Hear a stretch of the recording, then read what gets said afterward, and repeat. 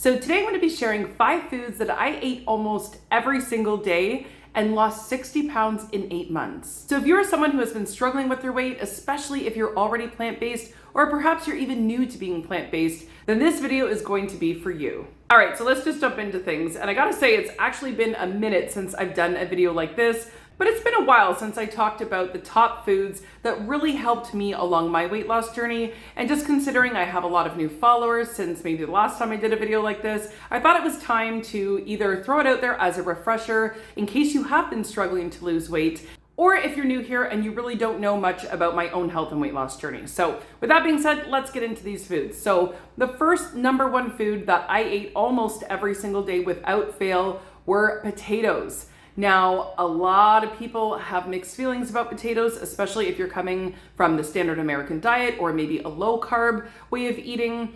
It can really take a lot to wrap your head around eating potatoes for weight loss, but I am living proof along with many other people in the whole food plant-based community that it can be done. Potatoes were actually a staple food in my diet, and a lot of people ask me, was it regular potatoes? Was it sweet potatoes? Honestly, it was a mixture of both. I gotta say, I think I kind of like sweet potatoes a little bit more than regular potatoes, but all throughout those 8 months, I honestly ate a mixture of both. Now, there's one main caveat when it comes to eating potatoes for weight loss, and it has to be talked about, and that is that you can't add any extra fat. And that is actually precisely why potatoes have a bad reputation in general, especially when it comes to using them for weight loss, because oftentimes when we think of potatoes, we're thinking of French fries that were fried in grease. You know, we're thinking of a loaded potato that might have cheese and bacon and sour cream and all the things. You have to remove all the overt fats, therefore you can actually have more potato while still keeping everything really calorie dilute. Now, when I first heard about using potatoes for weight loss,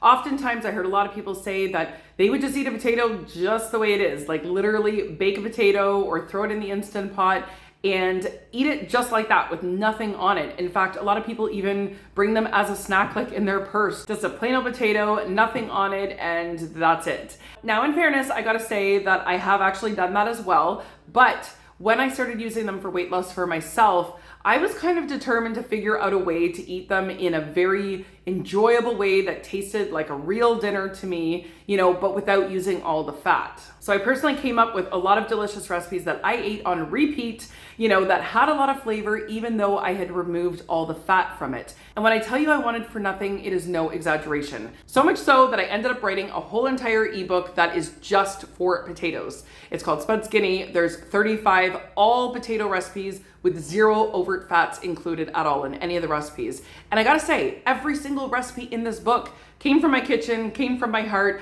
I've eaten every single one of them myself, and they are full of flavors. So it was my personal mission to prove that it is possible to use potatoes for weight loss without just having to boil a potato and eat it like that. If you want to, that's your business. There's nothing wrong with that either. But if you are wanting to use them for weight loss while still feeling that you're eating a delicious, flavorful meal, it can be done. I mean, there's no question about it. Potatoes are a really filling, satisfying type of food, which makes them excellent when you're trying to lose weight, because I think the scariest part of losing weight and the hardest part of losing weight is the fear of being hungry. But when you're able to find the foods that give you the most bang for your buck, calorically speaking, like potatoes, then you really kind of hit the jackpot in terms of a weight loss journey. So potatoes, especially at dinner time, were a non-negotiable for me. I had them almost every single night. Okay, so the next food I ate hands down almost every single day as well were beans. Now, when it comes to beans, I think I might differ a little bit from other influencers in the whole food plant-based community in the sense that we hear a lot about potatoes, like I was just talking about.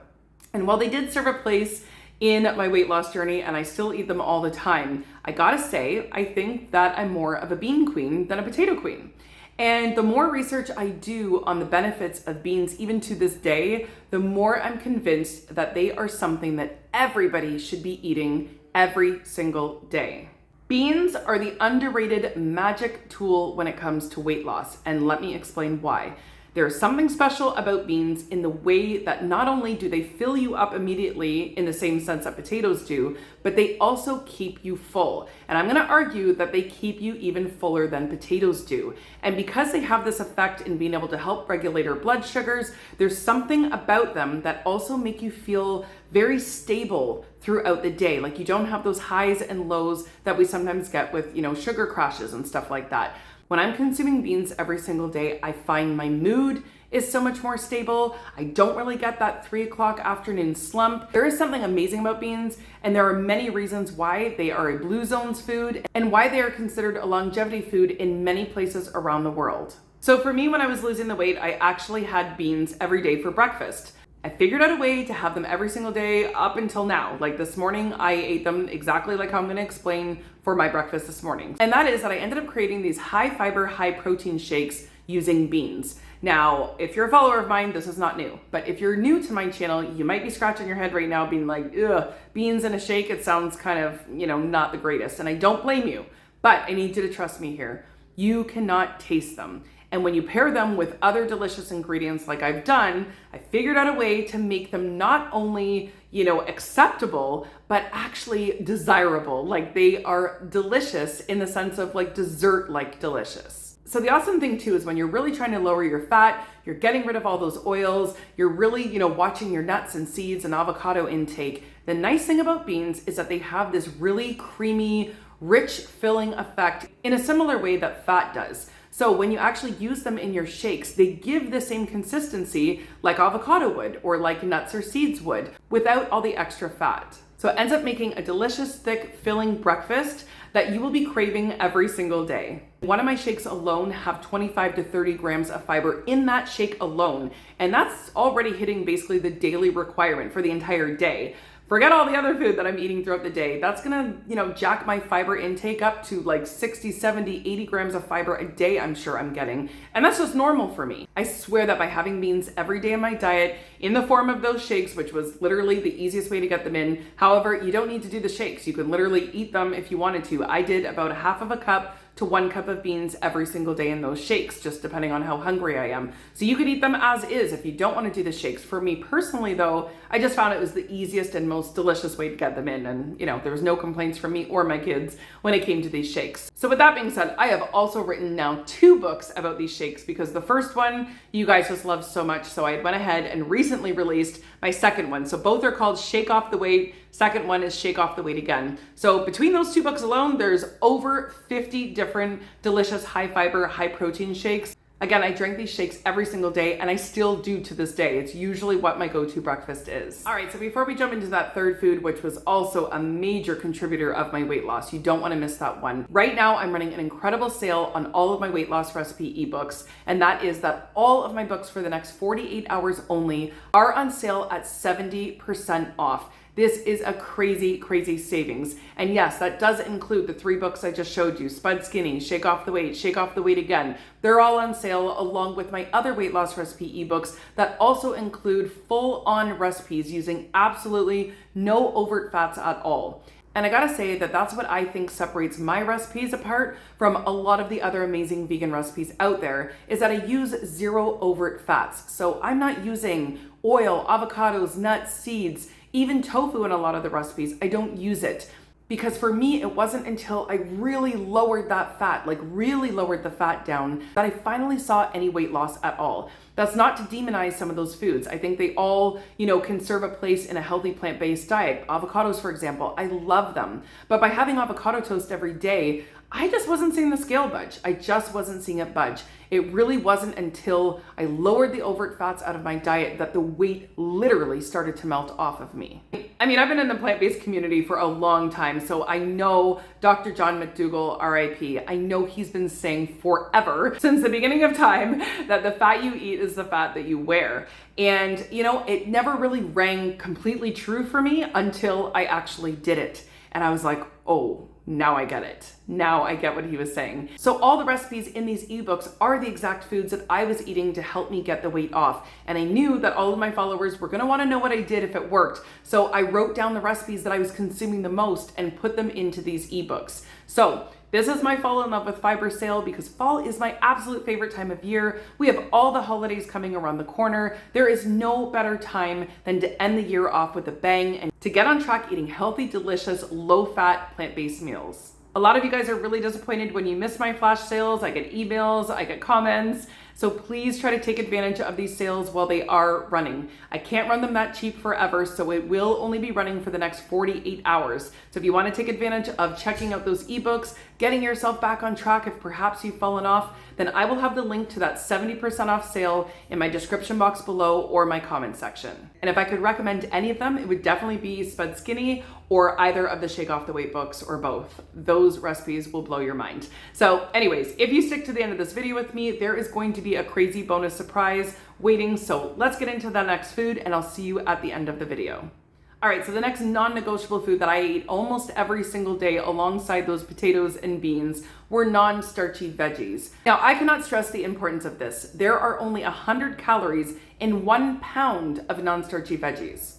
Like, that's a lot of food, 100 calories. So while we can't, live off of non-starchy veggies, they certainly help us in terms of being like a filler food. I like to think of it like that. We have our starches for foods that are going to fill us up and be the bulk of our meal, but the non-starchy veggies help to fill in the gaps at only 100 calories per pound. Now, my favorite non-starchy food, hands down, while I was losing the weight, like hands down, were my cheesy zucchini noodles.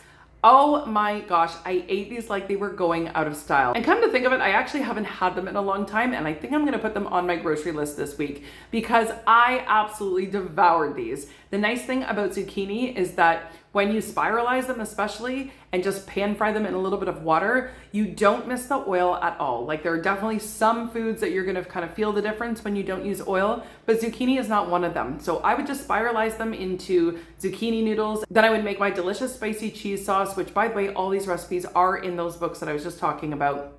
And I would make that and I would devour it. Like it just didn't even stand a chance on my plate. I loved it. I loved it, loved it, loved it. Never got sick of it. So zucchini was definitely one of my number one starchy veggies that I used to enjoy, as well as broccoli. I mean, it just doesn't get any easier than that. If you buy a bag of frozen broccoli, steam it, throw it in a pot with a little bit of water. You can even roast it. Broccoli's just delicious on its own. Oftentimes I would like to sprinkle a little bit of like garlic salt on it or my cheese sauce. Broccoli also is a non-negotiable for me when it comes to non-starchy veggies. And then sometimes it could just be as simple as chopping up a whole entire cucumber. I love cucumber with a little salt and pepper, or carrot sticks, or chopping up a raw pepper. It doesn't have to be complicated, but the nice thing about the vegetables is that you can pretty much eat them unlimited without having to worry about it at all. So non-starchy veggies were a huge part of my weight loss journey. Okay, so the fourth food that I ate almost every single day, and I always made sure I had prepped in advance because I was eating it every single day, were my favorite dressings. Now, I gotta say, you don't need 1,000 different favorite dressings. I am guilty of, running to the store when I get really excited about a lot of new recipes and buying a billion different ingredients because I'm just, feeling inspired and I just wanna try them all. But the truth is that you actually only really need a handful, and it can actually even be as low as even 1 or 2 favorite dressings. But the key word in that sentence is favorite. So you don't want to be making dressings that you're genuinely not excited about and you're just eating it because, someone else said they ate it and it worked or whatever. You really want to focus in on finding ones that you genuinely are excited about. And for me, when I was losing the weight, there are 2 that stood out to me that I pretty much ate just all the time. And that was my spicy cheese sauce that I was just talking about on my zucchini noodles. And I also loved my Caesar dressing. Now, when it came to the Caesar dressing, here's another hack. So I actually used to make my plant-based Caesar dressing using nuts. I would alternate between using walnuts or almonds. But when I decided to omit the overt fats, I started to play around with some of my dressings. And instead of using the higher plant-based fats like nuts and seeds and of course no oil, I was like, what if I used beans instead? What if instead of the nuts, I swapped those out and used beans? And lo and behold, when I tell you it worked like a freaking charm. It was amazing. So my favorite Caesar dressing in the end, I didn't have to let it go. I just swapped out the nuts for beans and it worked. So that was one of my go-to dressings that I used all the time. And on a side note, I actually did put out a book a long time ago, 30 oil-free sauces and dressings. Now this book does include some nuts and seeds, but there are recipes in there that don't include any overt fat as well. So I've kind of archived this book, but for the sake of this video, because I am encouraging you to find, sauces and dressings that you absolutely love, I'm gonna dig it out of the archives for about the next week or so and make this available, and I'm gonna have it super duper cheap for you. So if you wanna check out a copy of this book, it will only be available for a very limited amount of time. I will also have that in the link in my description box below if you want to check that out. But at any rate, let's get on to the last but not least thing that I had all the time and something I still do to this very day. And that is frozen fruit. Now hear me out. I'm not talking about frozen fruit blended up in a smoothie, although I do enjoy the occasional fruit smoothie here and there as well. Not what I'm talking about here though. What I do and what I've been doing for years is that I use frozen fruit as a snack. So what I do is I simply just defrost whatever fruit I want, whether it be frozen mangoes, frozen cherries, frozen blueberries, strawberries. I just throw it in a bowl and I let it naturally defrost over a few hours, and then I have a delicious bowl of fruit to eat. Now, a lot of you might be wondering, well, why don't you just eat fresh? I do eat fresh. So I do love my apples and my oranges and my bananas. I eat all kinds of fruit. But when you live in North America, you don't always have access to really delicious, fresh tasting fruit, depending on what time of year it is. So this was kind of a hack I just figured out for myself years ago, that I was like, well, I don't always have access to fresh fruit, but I do have access to frozen fruit, so I can make that work. And when you buy high quality frozen fruit, like I often get mine from Costco, honestly, it tastes just as good to me as the fresh. But I do have to stress that you have to buy high quality frozen fruit, because I have tried defrosting it with like less than high quality fruit and it just does not hit the same way. It doesn't taste that great. So I can definitely appreciate if someone tries this and they say, it didn't really taste that great, Stasia. I get it. But if you go to Costco, or if you're in the States, like Whole Foods or something, and you're buying a high quality organic fruit, I guarantee you, if you defrost it, you're gonna be shocked with how delicious it tastes. And lastly, please don't have any fruit fear. I know that there's tons